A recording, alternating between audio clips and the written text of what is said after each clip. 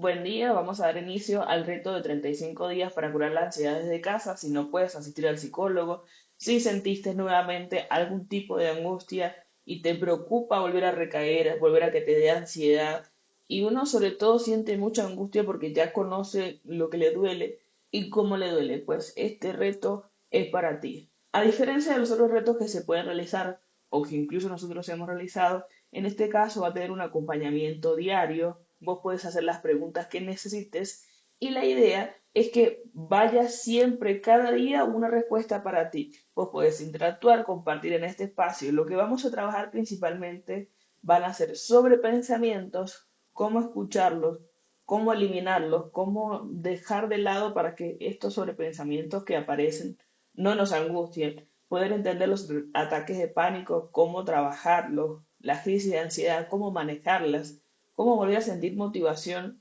por esas cosas que antes pues nos gustaban y nos sentíamos bien, pero luego de todo esto, de haber tenido crisis y angustias y miedos, ya pues no lo podemos sentir igual.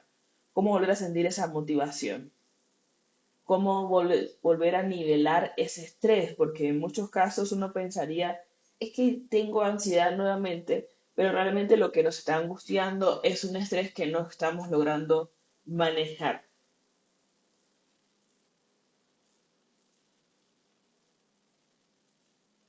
Y uno de los temas más frecuentes que se manejan en estos espacios son el insomnio, pues uno ya se acostumbra a dormir poco. De hecho, ya uno en muchos de los casos uno asume y uno dice, no, es que yo soy de dormir poco. Yo no necesito tanto tiempo para dormir. Entonces, pues es una de las cosas que vamos a mirar. Si bien la medicina es uno de los espacios que más explica y dice de cómo es bueno el dormir bien o dormir muchas horas, pero desde luego la salud mental también hace su participación y pide y solicita y presenta la necesidad de que es importantísimo dormir bien, porque también la otra es que uno puede dormir un montón de horas, pero que en la práctica no logras descansar. Te levantas de mal genio, te levantas desanimado, te levantas con algún dolor en el cuerpo. Y cómo dejar de lado esas molestias cuando te levantas y que aparte de eso realmente sientas que descansas, que te levantas motivado en la mañana. ¿Por qué estamos haciendo estos espacios? De lo más angustiante que ha llegado a mi consulta es precisamente los pensamientos intrusivos y los sobrepensamientos, porque ahí la persona se empieza a cuestionar uno de los dos más grandes miedos que yo considero que tenemos todos los seres humanos, que es el miedo a la locura. Hay dos, para mí es la muerte, de qué pasará después de las religiones y los pensamientos hacen su tarea, pero el miedo a la locura es esa parte fuerte, angustiante, que no sabemos cómo manejar, que no entendemos qué tenemos que hacer con eso. Porque en muchos de los casos uno puede llegar a pensar y decir, ay, ¿será que es que yo me quiero hacer daño? ¿Será que es que yo quiero lastimarme? ¿Será que es que yo realmente le quiero hacer daño a mi mamá, a mi tía, a mi primo, a esa persona en la que uno piensa cuando vienen esos pensamientos intrusivos? Muchas personas pueden vivir mucho tiempo de su vida o casi que toda la vida con pensamientos intrusivos. Hay distintas formas de pensamientos intrusivos. Los más frecuentes son el miedo a enfermar o el miedo a que pasen cosas fuertes. El otro día estaba con una amiga y de repente noto que se angustia mucho por cerrar las puertas del carro donde íbamos. Luego de esto, ella me empieza a contar y me dice, no, resulta que a mí me pasó tal cosa hace mucho tiempo cuando yo vivía en no sé dónde. Entonces de ahí ella siente la angustia al viajar en carretera. Pero hay una diferencia, que aquí esta persona ya lo identificó, ya se dio cuenta que por ahí no le preocupaba tanto ir en carretera, sino que su preocupación era a raíz de ese recuerdo de su pasado. Entonces, es entender que hay un pensamiento inicial, pero que luego de eso hay muchas respuestas luego de ese pensamiento. Para algunas personas que hayan vivido este accidente al cual ella me contaba, tal vez ya no vuelvan a viajar, tal vez le genere una fobia muy fuerte subirse a un carro o agarrar una carretera o ir a un espacio o a una distancia, perdón, muy lejos. Pero en este caso ella lo está manejando muy bien porque ya identifica y dice, ok, lo que me angustia no es el carro, es el recuerdo que estoy teniendo. Muchos de los pensamientos intrusivos están de esta manera. La diferencia entre pensamientos intrusivos y los sobrepensamientos es que, como podemos descifrar el mismo nombre, sobrepensamiento es algo que repetimos una y otra vez, de algo que nos angustia, de algo que en su efecto no podemos controlar. Y de las cosas que más generan ansiedad son precisamente cosas que no vamos a poder controlar nunca. Todos los seres humanos necesitamos tener un espacio de control. Algunas personas lo hacen, está pasando un avión, a ver, segundo.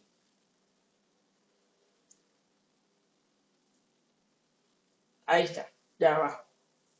Entonces, algunas personas manejan los sobrepensamientos como el cuidado de su salud, con la seguridad, con el manejo del dinero, y es una forma de alguna manera de controlar y sentir un espacio seguro.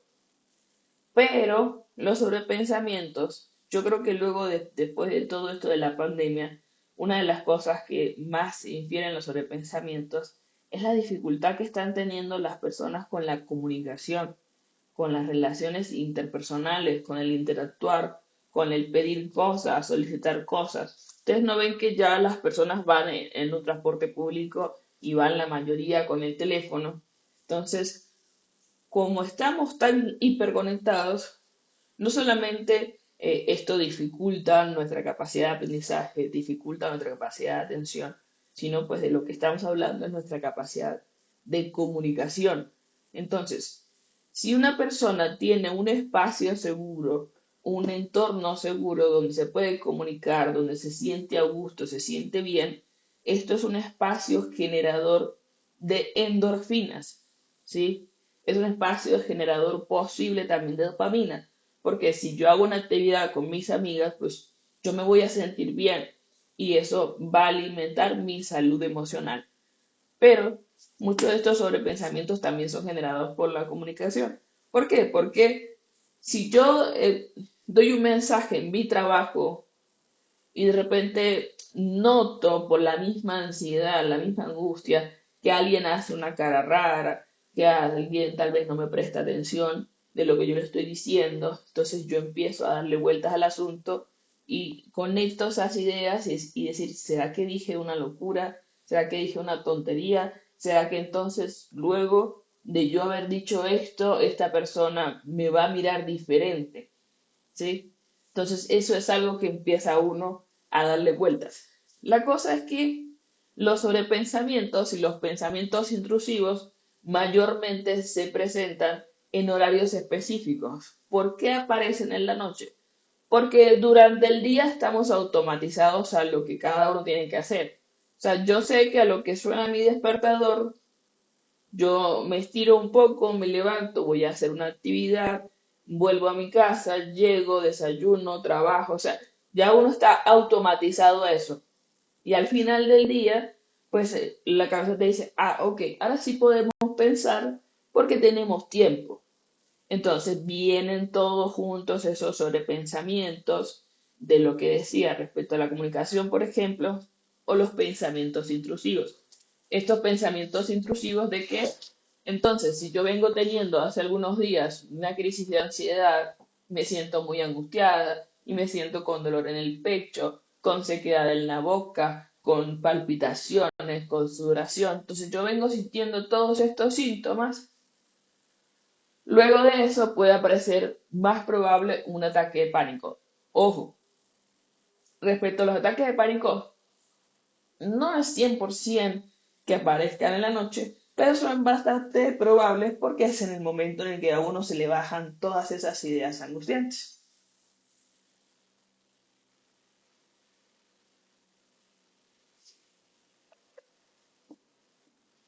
El primer día del reto empieza, ni pensé que se me había quitado la ansiedad, pero volvió.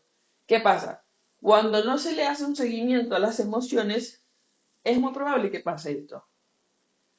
¿Por qué? Porque mucha gente piensa que, bueno, tiene un dolor en el pecho y ese pinchazo en el pecho. Entonces, el primer día angustia y el primer día uno empieza a pensar y decir, ¿será que es que me va a dar un infarto? ¿Será que es que yo no sé? Y uno empieza a recordar, ay, claro, mi tío tenía problemas cardíacos, mi abuela le pasó esto y uno se angustia más y uno es una bola de nervios, ¿sí?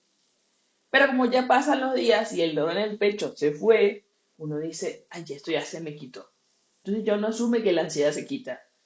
Y si uno no escucha las emociones, básicamente lo que pasa es que esa ansiedad que está sintiendo en primera instancia no se fue, solo se trasladó. ¿Con qué te puedo decir que se traslada? Puede empezar con un dolor en el pecho y luego mágicamente la comida te está cayendo mal.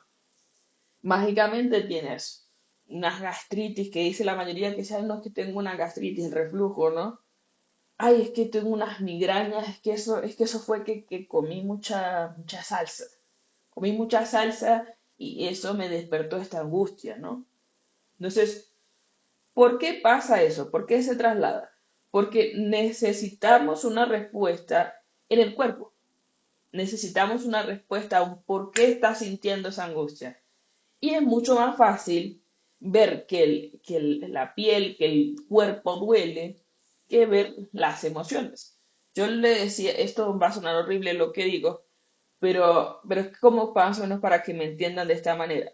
Entrar a una consulta no es precisamente fácil, o sentarte a pensar en tus propias emociones no es nada fácil, porque es como que, que te duele aquí, bueno, espere. Y pincharle a la persona hasta que conecta con todas sus emociones hasta que se reprograma emocionalmente y deja de pensar en negativo y empieza a pensar en positivo y es pincharlo y eso duele bastante. Por eso no todo el mundo lo hace. Muchas de las personas que van a terapia tienen un sentido bastante común. ¿Cuál creen que es ese sentido bastante común? La cosa es que estas personas que van a terapia piensan mucho en los demás. Por eso, la mayoría de psicólogos, en lo que estamos hablando en Colombia en general, empiezan a hablar más de ansiedad. ¿Por qué se empieza a hablar de ansiedad? Y a veces como que se agarró de moda este tema de la ansiedad. Y no es que todo el mundo tenga ansiedad, pero sí que es cierto es que a todas las personas en algún momento algo les dio ansiedad. ¿Mm? Entonces, ¿qué vendría siendo la ansiedad en particular? Hay dos tipos de ansiedades, las que uno puede identificar así a simple vista. Porque si uno mira un manual de diagnóstico en relación a ansiedad, es un texto gigante, ¿sí? Y nos tendríamos que alargar un poco. Se me apagó una luz. Entonces, nos tendríamos que alargar bastante. Pero yo le pondría más o menos en lo que vendría siendo como ansiedad generalizada y ansiedad circunstancial. La ansiedad generalizada es vivir angustiado. Básicamente, estoy con mucha angustia, pero no puedo identificar el por qué tengo esa angustia.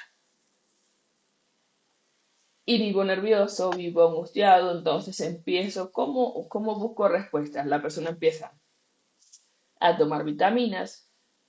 Ahí, cuando la persona no quiere identificar que tiene ansiedad, empieza a tomar vitaminas, cambia la alimentación, cambia su vestir, se puede tinturar el cabello, hace un montón de cosas, viaja. Aquí en esta etapa programamos muchos viajes, compramos cosas que no necesitamos, ¿sí? ¿Por qué? Porque en efecto sí que es cierto que el comprar cosas, comprar ropa, comprar un viaje, te genera una satisfacción. O sea, ahí hay dopamina que estás recibiendo y está muy bien, ¿sí? Te vas a sentir muy cómodo. Pero la cosa es que si nos acostumbramos a ese circuito dopaminérgico a través de comprar cosas, ya no va a ser suficiente con que te compres una blusita o con que te compres un pantalón. Vas a necesitar cada vez más cosas para poder sentirte medianamente a gusto, ¿sí? Entonces, también es lo mismo que pasa con el celular. Si yo agarro el teléfono y yo en un minuto me puedo ver fácilmente 30 videos, aunque no los termine, pero ya sé que en un minuto miré 30 videos y ya sé esos videos de qué tratan. Entonces, ya con un minuto no va a ser suficiente. Voy a necesitar mucho más tiempo para estar acá con el celular y ver más cosas porque necesito más dopamina. Entonces, vamos a ir cerrando puntos. Pensé que se me había quitado la ansiedad, pero volvió. De repente es un tipo de ansiedad que estaba guardadita ahí hacía mucho tiempo. Pero recién con ese detonante vos lo escuchaste. ¿Cuáles son los detonantes? Cambio de trabajo, terminaste la universidad, cambio de país, te mudaste de ciudad, te mudaste de casa, ¿sí? Te dejaste con tu novio de hacía mucho tiempo. Entonces, ahí salió el detonante. Y mucha gente pensaría que es esa la ansiedad que le genera, pero no, ese es el detonante. La ansiedad estuvo guardada durante mucho tiempo. ¿Cómo sé que estuvo guardada durante mucho tiempo? Pues para muchas personas es la sensación de soledad, la sensación de aprobación, el querer que el padre o la madre pues le apruebe esas cosas que uno va haciendo y entramos en el círculo dopaminérgico, pero en este caso siendo adolescentes o siendo chicos, pues en que papá y mamá se sientan contentos y orgullosos, ¿sí? Y seamos el tema de conversación de mamá con la tía, cuando mamá a la tía le dice, no, imagínense que Daniela sacó un 10 en matemáticas, es la mejor en matemáticas. Entonces, ahí empieza a generarse esa ansiedad. Y lo que empezamos a mencionar, y eso vamos a decir ya luego, de heridas de rechazo, heridas de aprobación, estamos necesitando esa aprobación constante. Entonces, respecto al tema del insomnio, luego vamos a estar hablando de la higiene del sueño. Es súper importante la higiene del sueño y todos los rituales y hábitos que realicemos antes de dormir. Pero en primera instancia yo te voy a pedir un gran favor. ¿Cuál es el favor? De que por lo menos sueltes el teléfono 30 minutos o 40 minutos antes de dormir. ¿Por qué? Porque si bien vos vas a sentir que los sobrepensamientos o los pensamientos intrusivos no van a estar tan activos porque tu cabeza va a estar ocupada en pensar en lo que está viendo y en conectarse con eso. Pero no puede hacer todo conforme uno quiere. El cuerpo, cada uno tiene su ritmo, cada uno tiene su sistema. Entonces, ¿qué es lo que va a hacer? Como tu atención se centró en los videos, va a anular completamente la idea de que necesitas descansar. Entonces, por lo menos empezar con esa parte, ya luego te voy a enseñar durante estos 35 días tareas que puedes hacer, cosas que puedes hacer antes de dormir, qué hacer si tienes un ataque de pánico antes de dormir, una crisis de ansiedad, sobre pensamientos, pensamientos intrusivos, ¿sí? Y remedios que puedes hacer en casa para que puedas descansar. Acá no se trata de decir, bueno, esta vitamina o tal pastilla o tal remedio. Se trata de saber qué es lo que necesita tu cuerpo. Entonces yo de repente soy una persona que por un tema de salud puede necesitar un poco más de vitamina D, por ejemplo, pero entonces tú dirías, ah, esto yo necesito vitamina D para poder dormir. No, eso te lo voy a enseñar durante estos 35 días y ver realmente, por ejemplo, ahora que se agarró la moda del magnesio, ¿qué pasa con el magnesio? ¿Qué es lo que nos hace falta para eso? Vamos a descubrir los mitos de los sobrepensamientos, es por qué vienen esos pensamientos y sobre todo cómo silenciarlos, porque la verdad que son bastante angustiantes y sobre todo cuando pasan a ser pensamientos intrusivos.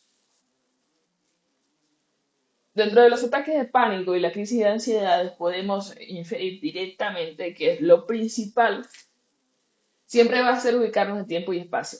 ¿Por qué uno dice esto con ubicarnos en tiempo y espacio, con vivir en el presente? Porque cuando hay ansiedad, cuando hay angustia, cuando está esa emoción negativa, pues vamos a estar siempre pensando un poco más en el futuro, de qué va a pasar si no se me quita esta ansiedad, qué va a pasar si sigo con estos sobrepensamientos, por qué no me salen las cosas, por qué ese proyecto, esa idea, ese plan que yo tengo, por qué no me salió. Es que será que yo soy una persona esto y aparte somos súper amorosos con nosotros mismos y nos decimos un montón de cosas negativas, ¿sí? Y obviamente pues puede aparecer un ataque de pánico o una crisis de angustia, ¿no? Entonces, en principio necesitas conectar con tiempo y espacio. ¿Cómo lo hacemos? Hacer las cosas con más calma. Nos concentramos en ser multitareas y de repente en ciertas actividades laborales sirve, pero cuando estamos trabajando en cosas que son para nosotros mismos, pues ahí ya se complica un poco y no es tan necesario. Entonces, conectar el tiempo y espacio es, ok, me estoy tomando un té ahora mismo, por ejemplo, es tomarlo con más calma, sentir el olor, disfrutarlo, elegir cosas, ¿sí? Y decir, oh, me gusta más, en este caso es un té de canela con menta y anís. Entonces, por ejemplo, el ubicarme en tiempo y espacio me haría pensar y decir, tal vez a la canela y a la menta no le va bien el anís, porque huele, pero no le sientes mucho el sabor, ¿sí? Entonces, de tomarte el tiempo para almorzar, de tomarte el tiempo para ver la película, porque empezás a ver la película y agarras el celular, ahí no estás ubicándote en tiempo y espacio, es conecta con la tarea que vos estés haciendo. De esta manera, uno puede llegar a silenciar los sobrepensamientos, porque esos sobrepensamientos también se activan cuando, por ejemplo, estamos viendo una película, empezamos con el celular, entonces la cabeza te dice como, bueno, préstame atención, no me estás prestando atención. Entonces uno sigue con el celular y ya no es suficiente y ahí aparece el sobrepensamiento. Entonces, les cuento que este espacio va a quedar grabado para que puedan acceder a él, puedan compartirlo, pero vamos a estar ya en el grupo de 33 días para sonreír. Vamos a pasar toda la información y con muchas recomendaciones respecto a todo lo que estuvimos hablando para que puedas acceder a esto. Lo puedes usar como complemento para tu tratamiento terapéutico o si por alguna circunstancia no puedes ir a terapia, puedas utilizarlo también como un material de ayuda. Cuídense mucho, feliz día, feliz tarde, feliz noche y nos vemos pronto.